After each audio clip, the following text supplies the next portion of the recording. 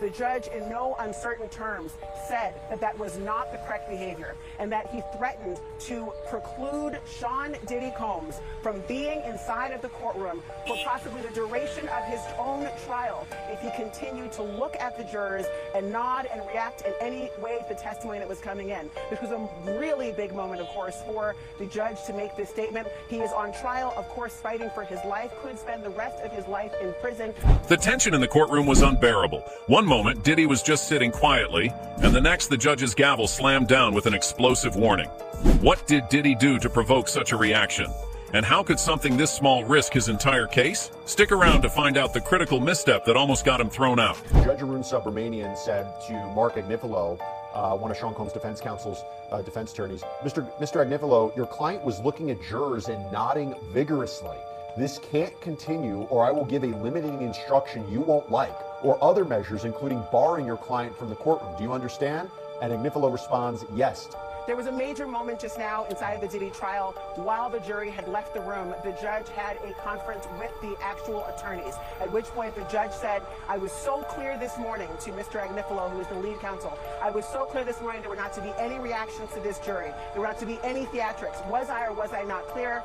Mr. Agnifilo said that they were clear about it. He then admonished Sean Diddy Combs, the defendant in this RICO trafficking and prostitution case, that he had been nodding at the jury. He had been looking straight at the jurors. The judge, in no uncertain terms, said that that was not the correct behavior and that he threatened to preclude Sean Diddy Combs from being inside of the courtroom for possibly the duration of his own trial if he continued to look at the jurors and nod and react in any way to the testimony that was coming in. This was a really big moment, of course, for the judge to make this statement. He is on trial, of course, fighting for his life, could spend the rest of his life in prison if he is convicted of all 5 charges. The judge said he expects this not to happen again, that the defendant in his case would look at the jurors, would nod, or in any way react. The courtroom was packed, every seat filled with reporters, spectators, and legal experts eager to witness the latest development in Diddy's high-profile trial.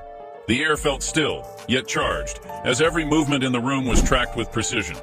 At the center of it all sat Diddy, dressed sharply but keeping a low profile, his shoulders rigid under the weight of the proceedings. The hum of whispered conversations died down as the judge entered, and all attention shifted to the front of the courtroom. What started as an ordinary day in the trial took a dramatic turn with a single, almost imperceptible gesture. Midway through the day's testimony, Diddy made eye contact with a few members of the jury and gave a small nod. At first, it seemed harmless, a quiet moment of acknowledgement. Was it meant to convey confidence, gratitude? No one could be sure. But the reaction to it was anything but subtle. The judge's gavel struck the bench like a shotgun blast, and the room froze. Proceedings came to an abrupt halt as the judge shifted their gaze toward the defendant's table. The judge's tone was firm and unyielding as they addressed Diddy directly, making it clear that any form of communication with jurors, no matter how minor, was strictly forbidden. Interacting with jurors during a trial is considered an absolute breach of courtroom protocol. The rules are in place to ensure impartiality, preventing any perception of undue influence on those responsible for deciding the case's outcome. Even something as minor as a nod can be interpreted as an attempt to sway opinions, especially in high-stakes trials where public perception already looms large. The reasoning goes beyond just the letter of the law. Protecting the jury from any outside influence upholds the legitimacy of the entire legal process. The judge's warning sent ripples through the courtroom. Attorneys shifted in their seats, reporters scribbled frantically on notepads, and spectators exchanged wide-eyed glances. The room, previously marked by its quiet focus, was now coated with an air of unforeseen tension.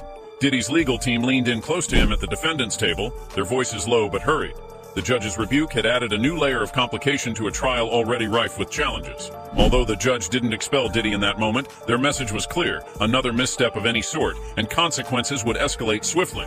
What made the moment even more significant was how it forced everyone to adjust: Diddy, his attorneys, and even the jury, who suddenly found themselves at the heart of the drama. Every side now had to recalibrate, their strategies reshaped by this brief but potent moment. For the jury, no matter how impartial they might remain, the image of Diddy acknowledging them couldn't easily be erased from their minds. Whether the nod humanized him or made him seem manipulative was anyone's guess. But one thing was certain: this small act carried weight. Could a single seemingly minor gesture jeopardize an entire trial? Only time would tell. But after this dramatic interruption, the stakes had never been higher for Diddy and his team. You really really just for the most part, if she didn't remember something, she said, I don't remember, even if it was something that happened relatively soon as far as the date goes, or when it had happened back in 2016. And it felt like the focus of the cross-examination for the most part, I'm sure you've already been discussing it, Jesse, is just what she recalled and when she recalled it. Specifically, whether or not these injuries occurred and did they occur because of Sean Combs. And I think some of the big stuff that Nicole Westmoreland was really going over during the cross-exam was, for example, showing her photos about her sending a picture which looked like drugs. It had pills, there was crystallized substance in these exhibit photos, and Nicole Westmoreland was like, oh, so things were just business as usual just after this incident occurred. But I think the big kind of gotcha moment in a way was just that the defense brought up Diddy's hotel receipts, and specifically receipts from when he had checked into the Trump Hotel September 24th through September 29th of 2016, because Brianna, while she was on the stand, was saying that she believed that this date, or the date of the incident, had occurred in late September, specifically September 25th or September 26th. But as the defense pointed out towards the end of their cross-examination, if you're enjoying this story, kindly do us a favor and subscribe to our channel. It is free and won't cost anything, but it means the world to us. We're just a small channel trying to grow. Thank you, and back to the video. Sean Combs and even Cassie in some aspects. We've been asked a lot whether or not Sean Combs is participating in his defense. If you see him talking to his attorneys, passing notes, telling them what to ask. Are you seeing any of that? Oh, absolutely. Every single day. And, I have this kind of phrase to myself where it feels like Sean Combs, aka Diddy, is really kind of quarterbacking his own defense team. It seems like, from what I can see of him, he's always jotting down notes. He's always paying close attention to, the exhibits, but also what the witnesses are saying. So, for example, when Bonna was on the stand and Bonna was asked under cross-examination whether or not she worked on the Bad Boy reunion tour, I saw Diddy just nodding his head along while Nicole Westmoreland was asking this line of questioning. So I don't know if that was just kind of a candid moment that he was having, but there are times where I see him, one, actively participating in his defense, but also kind of answering the questions that the defense attorney is asking, but to the witness and not himself. And so he is an active participant in his defense. There is no passiveness with him being on that defense table, not one bit. The judge's reaction wasn't just firm. It was a sharp and immediate assertion of authority. In any courtroom, the judge acts as both referee and gatekeeper, ensuring that every aspect of the trial adheres to strict rules. They wield immense power, not just over the courtroom's proceedings, but over the narrative itself. In Diddy's case, the breach of protocol could not go unchecked, and the judge made that clear with a no-nonsense rebuke. Their gavel strike wasn't for show. It was a direct signal that Diddy's actions weren't just frowned upon, but could jeopardize the very structure of the trial. The severity of the warning wasn't lost on anyone. The judge laid out the stakes in plain terms. If Diddy repeated the gesture or did anything that could be interpreted as an attempt to sway the jury, more serious consequences would follow. This wasn't an empty threat. Judges have the authority to charge disruptive behavior with contempt, or in extreme cases, even remove the defendant from the courtroom entirely. For Diddy, that would have been catastrophic. If removed, he would miss critical moments of testimony and lose the ability to assist his defense team in real time. It wasn't just about courtroom decorum, it was about strategy. This wasn't the first time a high-profile case saw a defendant nearly derail their own trial with subtle actions. In one widely reported case, a defendant in a political corruption trial was warned after repeatedly glancing at jurors during breaks, something the defense later argued was completely innocent. Yet, even instances like that are enough to make judges step in and maintain a clear divide between jurors and defendants. The rules exist to preserve fairness, and jury tampering, whether deliberate or perceived, strikes at the heart of what makes the judicial system credible. As the judge issued the warning, an undeniable shift rippled through the room. The attorneys at the prosecution table maintained a professional air, but their glances between one another hinted at an internal reaction. Was this their opportunity to play on Diddy's perceived lack of respect for courtroom rules? The jury, too, had suddenly become the focus not just of legal arguments, but of subtle, unintended theatrics. For the audience in the gallery, it was another reminder of how unpredictable even the most straightforward legal proceedings can become. The risk for Diddy wasn't just the possibility of being reprimanded again, it was also the message this moment sent to the jurors. Would they see his nod as an overstep, perhaps even as reckless or arrogant? In celebrity trials where the world is watching, public figures are scrutinized at every level, and jurors are not immune to the weight of what they observe. Legal experts agree that the smallest misstep can snowball, especially when dealing with someone as well known as Diddy. Courtroom behavior sends signals, intentional or not, and those signals can stick. By the time the judge finished speaking, the courtroom was left quieter, tighter, and more on edge. The warning wasn't just about making an example of Diddy. It was a reset button pressed in real time, telling everyone, both defendant and legal team, to operate with more discipline. For Diddy's side, the challenge was now clear. This trial wouldn't simply hinge on arguments and evidence. Every movement, every gesture, and every choice moving forward would be placed under a microscope. How would his team rise to the occasion? It had to do with the exhibits that Jane will be testifying to when she takes the stand next, which is very soon. So they had to do with the Jane exhibits. The press, for the most part, was concerned about not getting these exhibits because, again, for our viewers who don't know, we unfortunately are not going to be able to see the exhibits, such as photographs, such as text message exhibits, in the fashion that we normally do. Why? Because the government says there's so much redaction that needs to be done. So in these text messages, they kind of showed Jane's personal information as far as concerning her family members and as far as concerning what could be identifiable information that could possibly help release her name out into the public, and they definitely don't want that, especially after what had happened to Mia. And so the government was saying that they can release the photos and the videos that don't depict Jane, and they can easily be released, possibly even the same day. But as far as her text and those photos that do show her face, do show identifiable features, those will take a little bit more, or take a little bit longer of a time to just redact those. And so the media organization, kind of legal representative, was saying that the government should have redacted these exhibits before she had testified, or before she testifies today. The media organization also saying that the press has a right and needs to see these exhibits, and delayed access is not effective access. And so what the judge ended up ruling is that he did end up siding with the government in this part, and that the media application to see these exhibits, even if it was just certain members of the press to see these exhibits, that application was denied. I have seen it, of course, with theatrical and particularly disruptive defendants who are told to calm down or not to be theatrical in the way they are presenting the jury to sway them.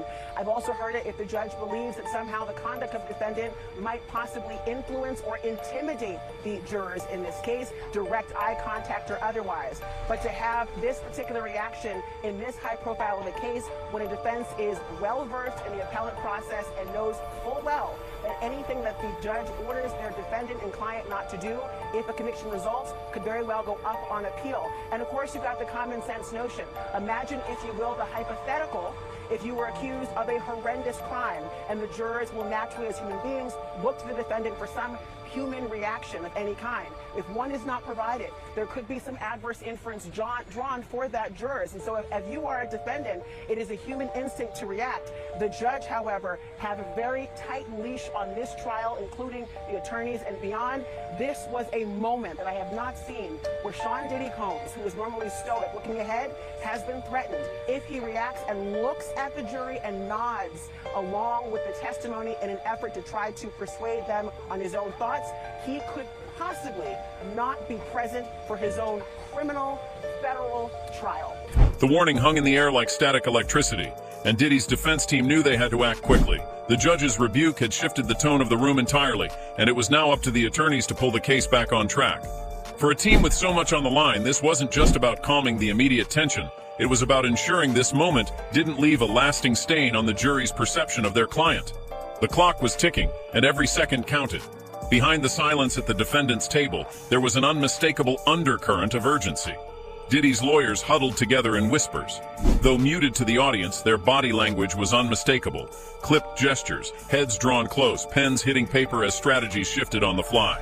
Restoring order and building back credibility was priority number one. They weren't just addressing the immediate fallout, they were managing the optics. How Diddy's mishap was framed in this moment would matter as much as how it was handled legally. Diddy himself sat still, occasionally glancing toward his lawyers with a tight expression. The stern warning appeared to land, as his body language shifted dramatically after the exchange. Gone was the calm and composed demeanor he'd started the day with. In its place was a more restrained, almost stiff presence. No more casual glances to anyone in the room, and certainly no more jury nods. Whether he felt shaken or simply determined to avoid further issues, it was clear he knew the focus was now on him more than ever. His legal team had to tread delicately. They needed to acknowledge the judge's authority while subtly redirecting attention to the matter at hand, the trial itself. During a brief recess, the lead attorney calmly approached the judge's bench, speaking in low, measured tones. The exact conversation wasn't audible, but multiple outlets reported that the defense assured the judge their client fully understood the gravity of the situation and would strictly abide by courtroom rules moving forward. This wasn't just placation. It was a crucial move to re-establish decorum and work toward rebuilding the trust that momentarily wavered. The defense made no direct appeal to the jury, knowing that could backfire and reinforce the very issue they were trying to downplay. Instead, they opted for quiet professionalism, relying on their handling of the situation to speak for itself. The calculated restraint showed the jury, perhaps deliberately, that they were taking this seriously without leaning into theatrics. But this balance was a tightrope walk. They needed to defend Diddy's reputation without undermining the authority of the court, all while keeping the jury from interpreting the nod as an act of manipulation. By the time proceedings resumed, the defense had stabilized the courtroom. Both in tone and appearance, they had worked to ensure the disruption wouldn't derail their broader strategy. But the stakes had undeniably grown higher. It was a reminder that even in moments where everyone resets and moves forward, the memory of what just happened lingers, especially with jurors. How that brief gesture would shape the rest of the trial was now left entirely to interpretation. The jury's role in any trial is immense, but in a high-profile case like this one, the weight they carry becomes even more significant. They aren't just fact-finders, they are arbiters whose decision will ripple far beyond the courtroom. In a trial involving someone like Diddy, every moment feels magnified, not just because of the stakes, but because jurors know they're part of something everyone is watching. That awareness brings a unique kind of scrutiny to the defendant's behavior, and Diddy's subtle yet impactful nod didn't go unnoticed. For the jurors, interpreting such an act isn't as simple as it may appear. Some might see it as a moment of connection, a respectful acknowledgement that they hold the power over his future. Others could view it through a different lens, interpreting it as an attempt at manipulation. No matter how small, a nod like that could feel calculated to sway them. In cases like this, perception is everything. Jurors aren't just listening to arguments, they're watching every move, every micro-expression. They're tasked with setting opinions aside, but human nature doesn't stop at the courthouse door. It's not unusual for courtroom behavior to leave an impression on juries. In another high-profile case, a witness's repeated glances at the jury box were seen as inappropriate and sparked a discussion about how much influence nonverbal cues can truly have. And let's not forget cases where defendants have appeared overly casual or expressive, with jurors later citing those behaviors as reason to question their sincerity. Diddy's case adds another layer to this dynamic. It's one thing when a juror feels scrutinized, but it's entirely different when they feel directly acknowledged by the figure on trial. That thin line between human gesture and influence becomes a major point of contention. Experts in body language have suggested that Diddy's nod might not have been as innocent as it seemed. While some believed it was a natural reflex, others saw it as a move carefully made to humanize him before the jury. High-profile cases often force defendants into an impossible balancing act, appearing approachable without seeming manipulative, showing composure without coming across as detached. The jury, whether consciously or not, may hold on to this moment for the rest of the trial. Even if they don't openly discuss it, small behaviors like this can quietly affect how they interpret everything that comes next. The pressure on jurors in celebrity trials is profound. They must weigh evidence while filtering out the immense public narrative surrounding the figure in front of them.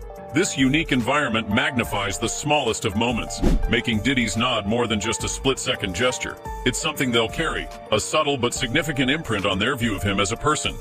Whether it strikes them as harmless or calculated is something no one, perhaps not even Diddy's team, can fully predict. But one thing is certain, how they perceive his actions will undoubtedly color their deliberations moving forward. This was more than a warning. It was the closest Diddy had come to losing control over his trial, and potentially the outcome itself. The stakes couldn't have been higher. For Diddy, everything was on the line. His reputation, his career, and the potential legal consequences he faced in what had already been an unrelenting public spectacle. A single decision by the judge could have changed everything, and in that moment, the weight of that possibility visibly pressed on Diddy and his team. This wasn't just about a trial, it was about whether Diddy could maintain composure as the entire courtroom and the outside world watched his every move. The judge's warning wasn't an empty gesture. Removing a defendant from the courtroom isn't unheard of, especially in cases where behavior crosses a line. While Diddy's nod may have seemed minor to the casual observer, the implications were anything but. Had the judge decided it was an act of juror influence, or worse, a sign of contempt for courtroom rules, Diddy could have been escorted out, potentially for the remainder of the trial. In such scenarios, a defendant's removal risks severe consequences. It disrupts the defense's ability to react dynamically to testimony, and it prevents the jury from seeing the defendant as engaged or involved, which can subtly shift their perception. Looking back at other high-profile cases, the impact of courtroom removals is undeniable. In one infamous trial, a defendant's repeated outbursts led to their eventual expulsion, leaving their defense team scrambling to explain their absence, while jurors silently formed their own judgments. While these situations differ, the principle remains clear. Nothing throws a trial into disarray faster than a perceived breakdown in decorum from the defendant. And in Diddy's case, that nod risked walking the line between a simple misunderstanding and a clear breach of protocol. But the aftermath of the warning wasn't just about courtroom rules, it was personal. Diddy sat in that courtroom as more than just an artist or a public figure. He was a man confronted by the weight of his challenges, carrying the expectations of not only himself, but the team defending him. The trial itself was scrutiny enough, but beneath the surface, the emotional toll on Diddy had begun to show. That moment, that nod, was a reminder that even the smallest cracks in composure could have devastating effects, especially for someone already carrying the burden of constant public judgment. This is where celebrity trials become uniquely fragile. Every action, including those as minor as a subtle nod, becomes amplified. Celebrities don't always get the luxury of slipping up unnoticed. They're under a tighter lens, and Diddy's case underscores how even a brief gesture can cast a shadow over serious legal proceedings. It's a reminder of how thin the line is between control and chaos in trials like this. For Diddy, the lesson was clear. This wasn't just about his legal team's strategy, it was about mastering himself under extraordinary pressure. This trial wasn't just about legal arguments, it revealed the intense spotlight public figures face in moments of extreme pressure. Diddy's simple nod became a symbol of how fragile the balance inside a courtroom can be, where every gesture carries weight. For someone like Diddy, his very humanity, flaws and all, is magnified to the jury and the public. It's a reminder of how the pursuit of justice can hinge on perception as much as the facts. What happens next in this trial remains unknown, but one thing is clear. Every move from here forward will shape not only the verdict but his legacy.